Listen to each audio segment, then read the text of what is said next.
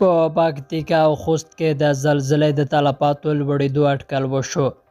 د روغتیا نړیوال سازمان وايي اټکل کېږي چې د افغانستان په جنوب ختیځو ولایتونو کې د زلزلې د تلفاتو کچه لوړه شي. د روغتیا نړیوال سازمان وروستۍ شمېرې ښیي چې د افغانستان په جنوب ختیځو ولایتونو کې د زلزلو له امله تر اوسه 800 کسان وژل شوي او 1400 تنه ټپیان دي. تر دې مخکې د دې زلزلو د تلفاتو په اړه ضد او نقیضې څرګندونې شوې وې. د وروستۍ زلزلو تر ټولو ډېر تلفات په پکتیکا او خوست ولایتونو کې وو. د ګیان ولسوالۍ اوسېدونکی پاچان وایي د دوی په سیمه کې د زلزلې له امله 90 تنه وژل شوي او 200 تنه ټپیان شوي دي.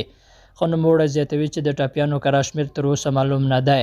هغه زیاتوي دلته 90 تنه وژل شوي دي او شاید د ټپیان 200 ته ورسیږي. دا چې ټول خلک مصروف دي، کورونه نړېدلي، خوراکي توکي تر خاورې لاندې شوي. معلومه نه ده چې د ټپیانو کره شمېره څومره ده. د پکتیکا د ګیان ولسوالۍ یو بل اوسېدونکی رحمت الله وایي د زلزلې له امله د دوی په کلي کې 15 تنه وژل شوي او تر 40 ډېر ټپیان دي. دی وایي په دې پیښه کې د کورنۍ 9 تنه غړي وژل شوي دي او 8 نور ټپیان دي. رحمت الله زیاتوي اوس وضعیت ته په کتو د خپلو ټپیانو په اړه اندېښمن دی. هغه ویل یوازې زه 9 شهیدان او 8 ټپیان لرم. زموږ په کلي کې 45 کورونه دي چې 15 تنه پکې شهیدان شوي او تر 40 ډېر ټپیان شوي دي. د روغتیا نړیوال سازمان وايي که په وخت د ټپیانو درملنه ونه شي د دوی ټپونه عفونې کېدلی شي.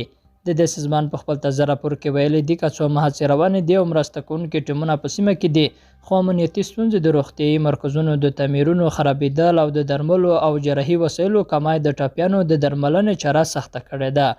د دې سازمان په راپور کې راغلي دي اټکل کېږي چې په راتلونکو ورځو کې د دې زلزلو د تلفاتو شمېره لوړ شي.